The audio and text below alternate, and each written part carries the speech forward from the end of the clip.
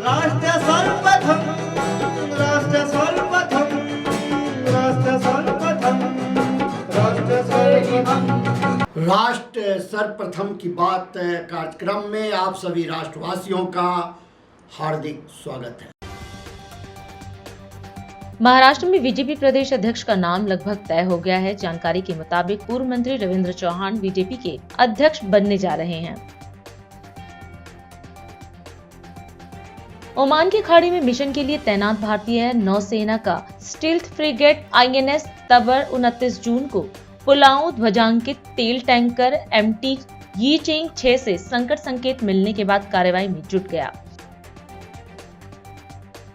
मुख्यमंत्री उमर अब्दुल्ला ने कहा कि सरकार ने अमरनाथ यात्रा के सुचारू संचालन के लिए सभी प्रबंध कर लिए हैं। मोदी सरकार के कार्यकाल में भारतीय रेल उन स्थलों तक भी पहुंची है जहां रेलवे का सपना तो बहुत पहले देखा गया, लेकिन उसे पूरा करने की दिशा में पहले की सरकारों ने कोई बड़े कदम नहीं उठाए।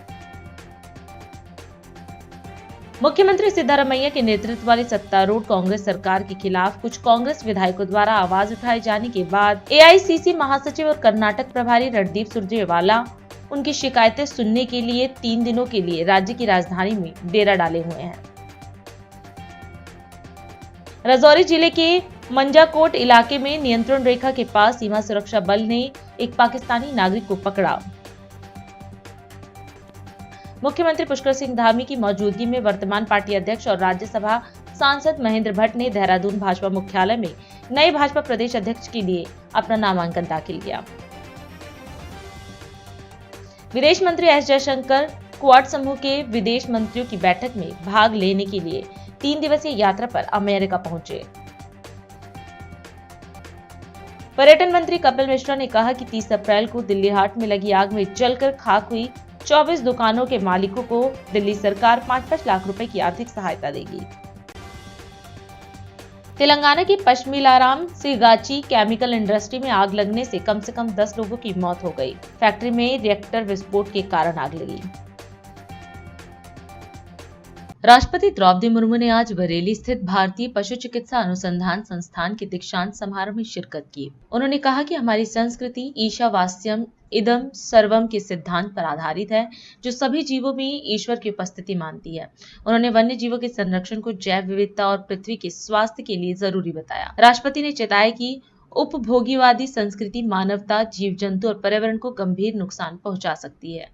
पशु स्वास्थ्य और कल्याण से जुड़े इस ऐतिहासिक संस्थान में आप सबके बीच उपस्थित होकर मैं हार्दिक प्रसन्नता हो रही हूँ। मैं इस संस्थान से जुड़ी सभी पूर्व एवं वर्तमान शिक्षकों और शोधकर्ताओं को पशु चिकित्सा अनुसंधान में योगदान देने के लिए सराहना करती हूँ। पशुओं के प्लेग के नाम से जाने जाने वाली रिंडरफस्ट महामारी की रोकथाम के लिए वर्ष 1889 में स्थापित इस संस्थान ने 135 वर्ष की अपनी यात्रा में कई महत्वपूर्ण उपलब्धियां हासिल की हैं। इस संस्थान के वैज्ञानिकों द्वारा किए गए शोध कार्यों का प्रमाण इस संस्थान के नाम दर्ज अनेक पेटेंट्स, डिजाइन्स और कॉपीराइट्स में है। Prevention is better than care की कहावत पशुओं के स्वास्थ्य के लिए भी पूरी तरह से लागू होती है। बीमारियों की रोकथाम में टीकाकरण की अहम भूमिका है। ये इस संस्थान के लिए गर्व का विषय है कि राष्ट्रीय पशु रोग नियंत्रण कार्यक्रम में अनेक टीके यहीं पर विकसित किए गए। ईशावास्यम इदम सर्वम के जीवन मूल्यों पर आधारित हमारी संस्कृति सभी जीव जंतुओं में ईश्वर की उपस्थिति को देखती है। पशुओं से हमारे देवताओं और ऋषि मुनियों का संवाद होता है। ये मान्यता भी उसी सोच पर आधारित है। भगवान के कई अवतार भी इसी विशिष्ट श्रेणी में है। भारतीय पशु चिकित्सा अनुसंधान संस्थान जैसे संस्थाओं से मेरी अपील है कि वे जैव विविधता को बढ़ाने में अग्रणी भूमिका निभाएं और आदर्श प्रस्तुत करें। मैं आज उपाधि और पदक प्राप्त करने वाली सभी विद्यार्थियों को बहुत बहुत बधाई देती हूँ। इस सफलता में योगदान देने वाले आपके शिक्षकों, परिवारजनों और अभिभावकों को भी शुभकामनाएं प्रेषित करती हूँ। आज पदक प्राप्त करने वाले विद्यार्थियों में छात्राओं की बड़ी संख्या देखकर मुझे गर्व हो रहा है कि बेटियां अन्य क्षेत्र की तरह पशु चिकित्सा क्षेत्र में भी आगे आ रही है। ये बहुत ही शुभ संकेत है। प्यारे विद्यार्थियों, आप सबने निरीह और बेजुबान पशुओं की चिकित्सा और कल्याण के क्षेत्र को अपने करियर के रूप में चुना है। मैं चाहती हूं कि आपके इस चुनाव के पीछे सर्वे भवन्तु सुखिनः सर्वे सन्तु निरामय की भारतीय सोच का भी योगदान रहा है। आपके संस्थान का ध्येय वाक्य है सत्यात् संजायते ज्ञानम, जिसका भावार्थ है सत्य गुण से ज्ञान की प्राप्ति होती है। मुझे विश्वास है कि इसी भावना के साथ आपके यहाँ पर शिक्षा प्राप्त की होगी और भविष्य में भी इसी मूल भावना के साथ कार्य करते रहेंगे। मेरी सलाह है कि जो भी आपके सामने दुविधा का क्षण हो, आप उन बेजुबान पशुओं के बारे में सोचिए जिनके कल्याण के लिए आपने शिक्षा ग्रहण की है। आपको सही मार्ग जरूर दिखाई देगा। मुझे बताया गया है कि पशु विज्ञान के विभिन्न क्षेत्रों में उद्यमिता और स्टार्टअप को बढ़ावा देने के लिए इस संस्थान में पशु विज्ञान इंक्यूबेटर कार्यरत है। आपको इस सुविधा का लाभ लेते हुए अपने उद्यम स्थापित करने चाहिए। इससे आप न केवल जरूरतमंदों को रोजगार दे पाएंगे बल्कि देश की अर्थव्यवस्था में भी योगदान कर पाएंगे। विश्व भर के प्रतिष्ठित संस्थानों और उद्यमों में सेवारत यहाँ के पूर्व विद्यार्थियों भी इस कार्य में आपका मार्गदर्शन कर सकते हैं। देवियों और स्वजनों, आज दुनिया भर में वन हेल्थ की अवधारणा महत्व प्राप्त कर रही है। इस अवधारणा के अंतर्गत ये माना जाता है कि मानव, घरेलू तथा जंगली जानवर, वनस्पति और व्यापक पर्यावरण सभी एक दूसरे पर आश्रित है। अंत में मैं एक बार फिर उपाधि और पदक प्राप्त करने वाले सभी विद्यार्थियों को बहुत बहुत बधाई देती हूँ। मेरी आशीर्वाद आपके साथ है। धन्यवाद। जय हिंद, जय भारत। प्रधानमंत्री नरेंद्र मोदी ने अंतर्राष्ट्रीय अंतरिक्ष स्टेशन यानी ISS से जुड़े एक ऐतिहासिक पल के दौरान पहले भारतीय astronaut group captain Shubhanshu Shukla से सीधी बात की। इस खास मौके पर प्रधानमंत्री ने शुभांशु शुक्ला का हाल चाल जाना और उन्हें अंतरिक्ष में भारत का प्रतिनिधित्व करने के लिए बधाई दी। प्रधानमंत्री ने कहा कि यह पूरे देश के लिए गर्व का क्षण है कि एक भारतीय अंतरिक्ष यात्री ने ISS पर पहुंचकर भारत का परचम लहराया है। उन्होंने शुभांशु को उनके साहस और समर्पण के लिए शुभकामना दी। शुभांशु, नमस्कार। आप आज मातृभूमि से, नमस्कार, भारत भूमि से सबसे दूर है, लेकिन भारतवासियों के दिलों के सबसे करीब है। आपके नाम में भी शुभ है और आपकी यात्रा नए युग का शुभ आरंभ भी है। इस समय बात हम दोनों कर रहे हैं, लेकिन मेरे साथ 140 करोड़ भारतवासियों की भावनाएं भी हैं। मेरी आवाज में सभी भारतीयों का उत्साह और उमंग शामिल है। अंतरिक्ष में भारत का परचम लहराने के लिए मैं आपको हार्दिक बधाई और शुभकामनाएं देता हूं। तो सबसे पहले तो ये बताइए, वहां सब कुशल मंगल है? आपकी तबीयत ठीक है? जी प्रधानमंत्री जी, बहुत बहुत धन्यवाद आपकी विशेष का और 140 करोड़ मेरे देशवासियों की विशेष का। मैं यहाँ बिल्कुल ठीक हूँ, सुरक्षित हूँ। आप सबके आशीर्वाद और प्यार की वजह से बहुत अच्छा लग रहा है। बहुत नया एक्सपीरियंस है ये, और कहीं ना कहीं बहुत सारी चीजें ऐसी हो रही हैं जो दर्शाती हैं कि मैं और मेरे जैसे बहुत सारे लोग हमारे देश में और हमारा भारत किस दिशा में जा रहा है।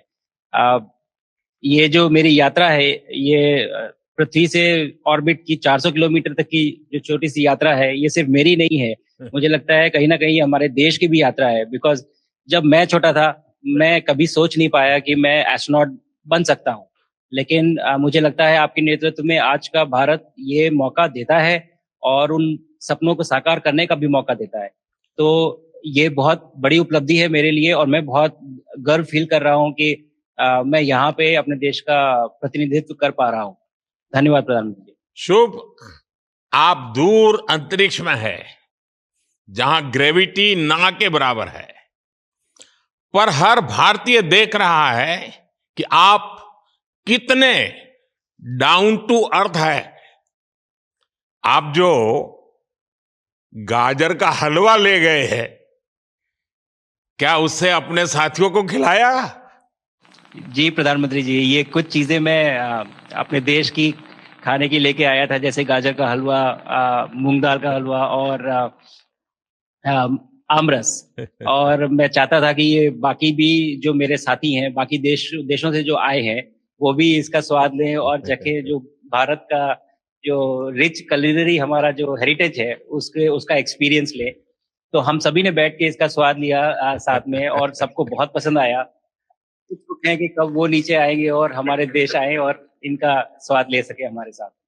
शुभ, परिक्रमा करना भारत की सदियों पुरानी परंपरा है।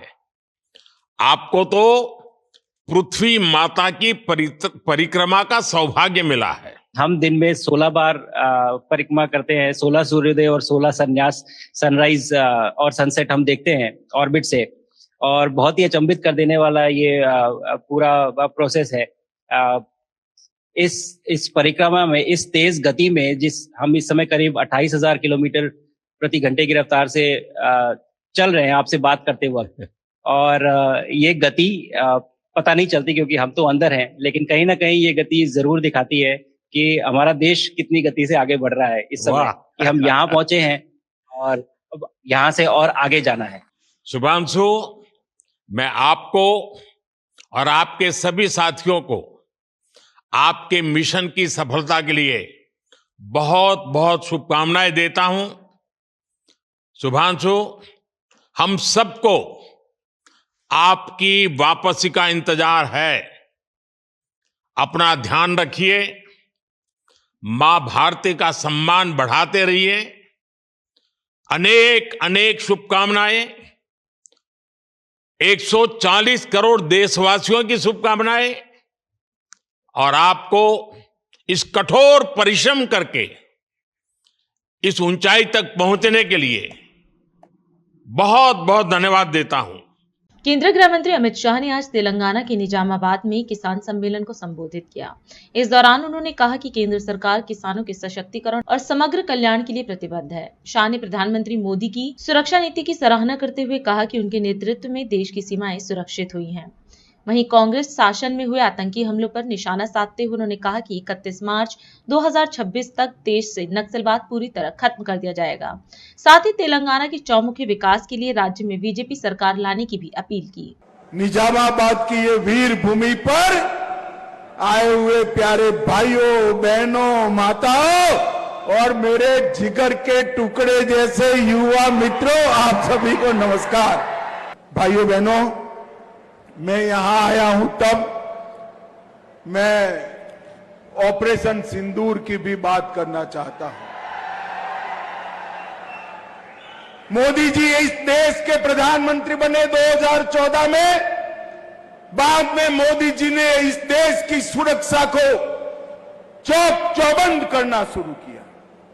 एक जमाना था जब 10 साल तक कांग्रेस की सरकार थी, आए दिन पाकिस्तान के आतंकवादी आते थे, हमले करते थे और भाग जाते थे, कोई बोलने वाला नहीं था। मोदी जी की सरकार में 10 साल में 3 बार बड़े प्रयास किए। उरी में किया, पुलवामा में किया और पहलगांव में भी किया। पाकिस्तान में घर में घुसकर ठोकने का काम किया। और भाइयों बहनों, सिर्फ ऑपरेशन सिंदूर नहीं, मोदी जी ने इस देश को सुरक्षित किया। 4 दशक से नक्सलवादी इस देश का आदिवासियों के क्षेत्र में 40,000 लोगों का जान गया। मेरे कई आदिवासी भाई पैर गंवा बैठे, हाथ गंवा बैठे, जान गंवा बैठे। तो हमने तय किया है 31 मार्च 2026 के पहले इस देश से नक्सलवाद को हम समाप्त कर देंगे, समाप्त। यहां टीआरएस की सरकार थी, अब तेलंगाना की जनता रेवंत रेड्डी गारू को लाई। एक में भी केस किया है क्या? अरे बोलो भाई, किया है क्या? ये तेलंगाना पहले चंद्रशेखर राव जी के परिवार का एटीएम था, अब कांग्रेस दिल्ली का एटीएम बन गया। कोई फर्क नहीं पड़ा है।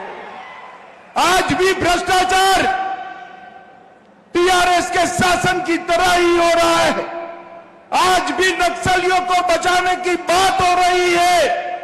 आज भी मोदी जी की योजनाओं को नीचे लागू नहीं होने दे रहे हैं।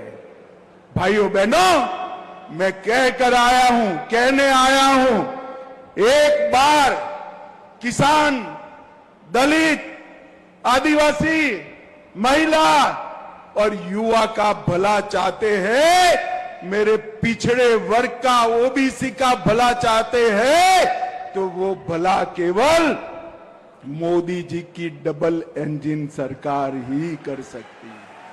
अभी समय है एक ब्रेक का। हम चलते हैं ब्रेक पर, आप कहीं जाए नहीं, छोटा सा ब्रेक। श्रेया फर्निशिंग लेकर आया है आपके लिए होम कलेक्शन, जिसमें आपको मिलता है upholstery fabric, designer curtains, home and office decoratives, carpets and sofa cover कम से कम दाम में कीर्ति नगर में आपके लिए उपलब्ध है। Powered by Kamal Buildtech Private Limited, fulfilling promises. With our professional team and experience of delivering projects, in past we guarantee you peace of mind and top quality work in an affordable price. और अधिक खबरों के लिए आप हमारे YouTube channel दैनिक India दर्पण को अभी सब्सक्राइब करें और नोटिफिकेशन के लिए बेल आइकन को प्रेस करना ना भूलें। राष्ट्र सर्वप्रथम की बात कार्यक्रम में ब्रेक के बाद एक बार फिर आप सभी राष्ट्रवासियों का स्वागत है। नई दिल्ली स्थित कांग्रेस मुख्यालय में सप्तगिरी उल्का और अरविंद दास ने प्रेस वार्ता कर कहा कि जगन्नाथ रथ यात्रा केवल त्योहार नहीं, हमारी संस्कृति की आत्मा है। हर साल लाखों श्रद्धालु इसमें भाग लेते हैं। उन्होंने बताया कि इस साल यात्रा के समय भगदड़ की वजह से यात्रा पहली बार बीच में रोक दी गई। वहीं कांग्रेस नेता ने सरकार से अपील की है कि आगे के कार्यक्रमों में सही व्यवस्था की जाए ताकि ऐसी घटनाएं ना हो। इसके साथ ही इस घटना में कितने लोगों की मृत्यु हुई उसका आंकड़ा जारी करने, जिन लोगों की मृत्यु हुई है उन्हें 50 लाख रुपए की मदद और जो गंभीर रूप से घायल हैं उनको 25 लाख रुपए दिए जाने व सीएम के इस्तीफे की मांग की। आज का जो विषय है ये पूरी महाप्रभु जगन्नाथ की रथ यात्रा के बारे में है। रथ यात्रा ये महज एक त्योहार नहीं है, 1200 साल से चलता हुआ एक लिविंग ट्रेडिशन है हम लोग के लिए। एंड ये ऐसी अद्भुत यात्रा है जहाँ पे विश्व के महाप्रभु श्री जगन्नाथ खुद मंदिर से निकल के रथ के माध्यम से लोगों का दर्शन करते हैं। मैं आपको इसके बारे में कुछ उल्लेख करना चाहता हूँ। जो इस साल का रथ यात्रा हुआ, बड़ी दुख की बात है, जो नंदीघोष रथ था वो एक पौंडी जाके ही रुक गई थी। शाम को 7:30 बजे तक 1 मीटर लेंथ जाके रुक गई थी। एंड पूरा रथ यात्रा का जो भी परंपरा है वो पूरा नहीं हो पाया। एंड ऐसे पहली बार देखे कि रथ यात्रा जैसे पवित्र त्योहार बिल्कुल चल ही नहीं पाया। एंड इसके पीछे कारण क्या है? हमें जो मीडिया से खबर मिली, जो कॉर्डन पास होते हैं, लगभग 5000 पासेस बांटे गए, जो कि अपने समझ में नहीं आते। कॉर्डन पास जो होता है जो इनर पेरिफेरी में संचालित होता है, वहां पे तकरीबन 5000 पासेस बांटे गए। एंड ये पासेस किसको दिया गया? बहुत दुख की बात है, जब रथ यात्रा हुई तो 700 से ऊपर लोग घायल थे, इंजर्ड थे। बाकी आप देखोगे जो 28 जून में सरदा वाली में 3 डिवोटी का जान गई, तकरीबन बाकी 9 डिवोटीज वो बहुत सीरियस रूप से वो घायल भी हुए हैं। हम चाहते हैं कि जो घटना घटी उसका एक फुल डिस्क्लोजर हो, एक्चुअल कितने मृत्यु हुए हैं, उनकी आइडेंटिटीज क्या है, ताकि एटलीस्ट जो पीड़ित परिवार हैं, जो bereaved फैमिलीज है, वो अपने परिवारजन को वो क्लेम कर पाए। दूसरी बात, हम चाहते हैं जो जो लोग यहाँ पे मृत्यु घटे हैं उनको 50 लाख का एक्स ग्रेटिया दिया जाए जो परिवार मृत्यु में शिकार है। प्लस हम चाहते हैं जो सिवियरली इंजर्ड है उनको 25 लाख का आप उनको क्रिटिकली इंजर्ड जो है उनको आप राशि प्रदान करें। हमारा ये प्रेस वार्ता से मुख्य डिमांड ये है कि मुख्यमंत्री मोहन चरण मांझी जी अपना इस्तीफा तुरंत दे, और जो उनका डिप्टी सीएम और कानून मंत्री जो पृथ्वीराज हरिचंदन जी है वो भी इमीडिएटली रिजाइन करे। एंड जो लोग इसमें शामिल है, जो भी व्यक्ति इसमें इन्वॉल्व है, इन सबको आप लोग जेल भेजो, ये हम लोग को मुख्य डिमांड है। मुख्यमंत्री योगी आदित्यनाथ ने राष्ट्रपति द्रौपदी मुर्मू के साथ एम्स गोरखपुर के पहले दीक्षांत समारोह में हिस्सा लिया। अपने संबोधन में मुख्यमंत्री ने कहा कि 2014 से पहले एम्स गोरखपुर का सिर्फ एक सपना था, लेकिन आज उसका पहला बैच पास आउट हो रहा है। इंसेफेलाइटिस से बीते 40 वर्षों में 50 से ज्यादा बच्चों की जान जा चुकी है, लेकिन 2014 के बाद बीआरडी मेडिकल कॉलेज को क्षेत्रीय वायरोलॉजी अनुसंधान केंद्र और एम्स गोरखपुर की सौगात मिली, जिससे हालात अब बदल चुके हैं। भारत की सनातन परंपरा के आदिकाल से चले आ रहे एक महत्वपूर्ण आध्यात्मिक केंद्र के रूप में अति प्राचीन काल से विख्यात रहा है। महायोगी भगवान गोरक्षनाथ ने सैकड़ों वर्ष पूर्व अपनी आध्यात्मिक साधना से जिस धरा को आलोकित किया, वो आज पूर्वी उत्तर प्रदेश के एक प्रमुख केंद्र के रूप में, गोरखपुर के रूप में हम उसे जानते हैं। आध्यात्मिक ऊर्जा इस क्षेत्र की इस रूप में देश और दुनिया के अंदर अपने प्रकाश को बिखेरती है, इसका अनुमान हम इसी से लगा सकते हैं कि देश के जितने भी महत्वपूर्ण बौद्ध तीर्थ स्थल हैं वह गोरखपुर के इर्द गिर्द स्थित है।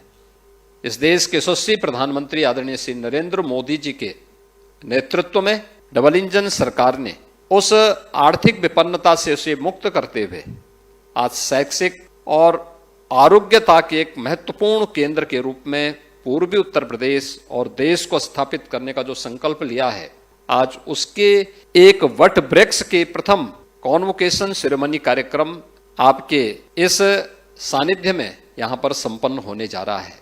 एम्स यह एक सपना था गोरखपुर के लिए 2014 के पहले। यहां पर एम्स का जब एक प्रथम बैच यहां से निकल रहा है तो समय हम सबके चेहरे पर एक चमक है, एक उत्साह है, एक उमंग है। हम आज 30 जून की तिथि में यहां पर हैं, लेकिन आज से 8 वर्ष पहले ये जो महा होता था इस क्षेत्र में भय और दहशत का होता था। इंसेफ्लाइटिस हजारों बच्चों की जान को निगल लेती थी। 40 वर्ष में उत्तर प्रदेश के अंदर 50,000 से अधिक मासूम बच्चों की मौत जिस बीमारी से हुई थी, उसका उपचार 2014 के बाद गंभीरता से उसका संपूर्ण उन्मूलन की दिशा में जो कार्य आगे बढ़ा, आदरणीय प्रधानमंत्री जी ने उस दिशा में गोरखपुर को 2 महत्वपूर्ण केंद्र दिए, जिसमें पहला केंद्र था कि गोरखपुर का जो गवर्नमेंट मेडिकल कॉलेज है, बीआरडी मेडिकल कॉलेज, उसमें रीजनल रिसर्च सेंटर, यह वायरोलॉजी सेंटर पुणे का एक सेंटर के रूप में यहां पर स्थापित किया था। और उसके बाद जब इस क्षेत्र की मांग को लेकर के हम लोगों ने प्रधानमंत्री जी के सामने इस बात को रखा, तो उन्होंने एम्स की भी आधारशिला गोरखपुर में रखने के लिए अपनी सहमति दी। और आज एम्स बीज से लेकर वट वृक्ष बनने की इस पूरी कथा में मैं एकमात्र ऐसा व्यक्ति हूं जो मंच पर बैठा हूं इस समारोह में और इस पूरी प्रक्रिया का हिस्सा रहा हूं।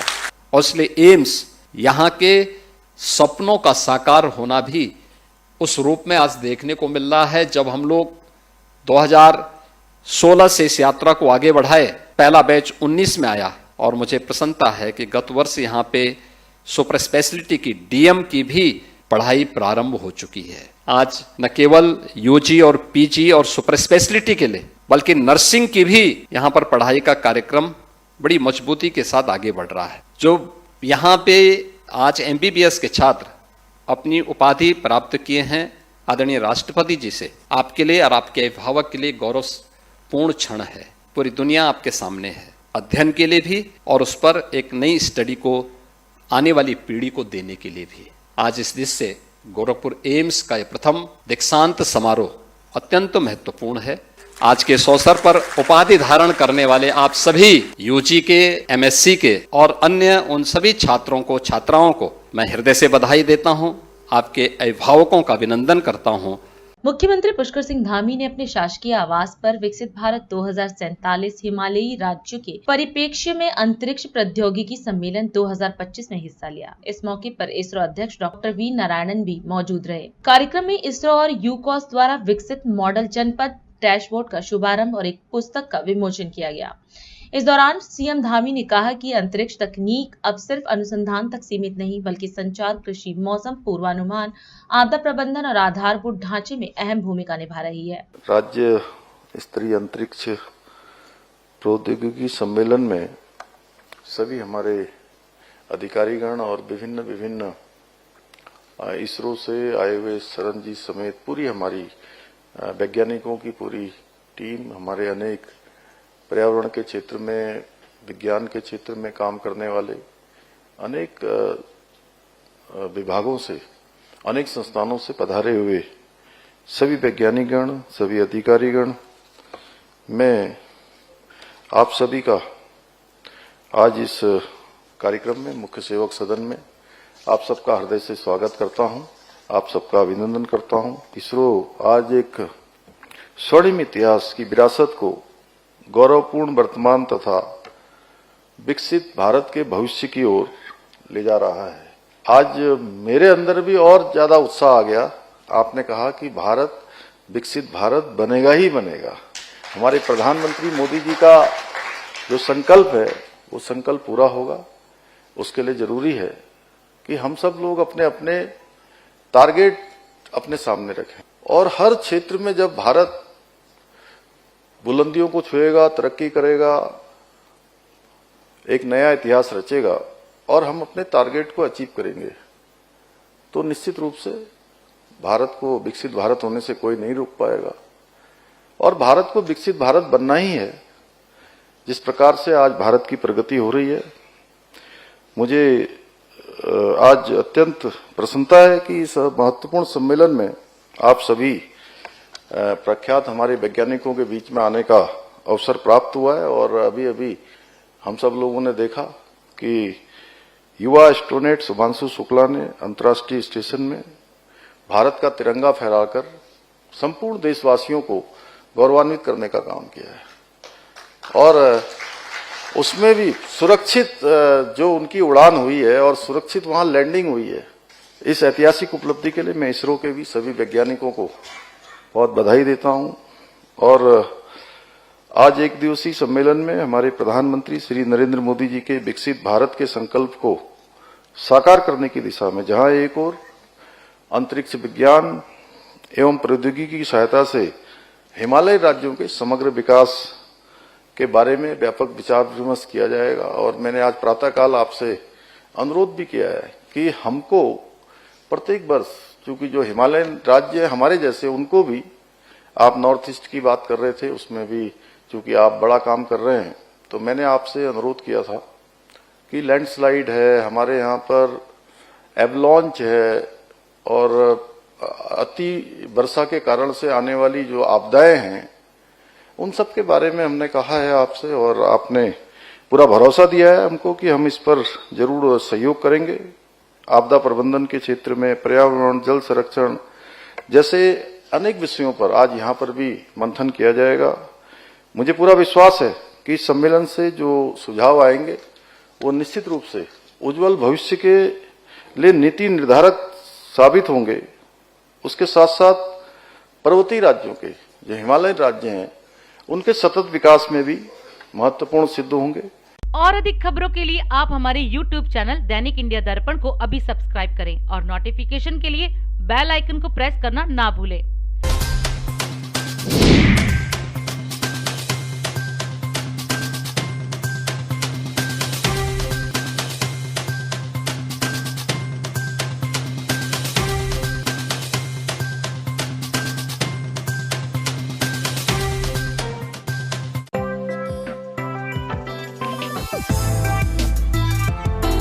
आज हम इस कार्यक्रम में आपसे विदा लेते हैं। आप अन्य खबरों के लिए बने रहे। राष्ट्र सर्वप्रथम, वंदे मातरम, जाग उठा है भारत। राष्ट्र सर्वप्रथम, राष्ट्र सर्वप्रथम, राष्ट्र सर्वप्रथम, राष्ट्र सर्वप्रथम।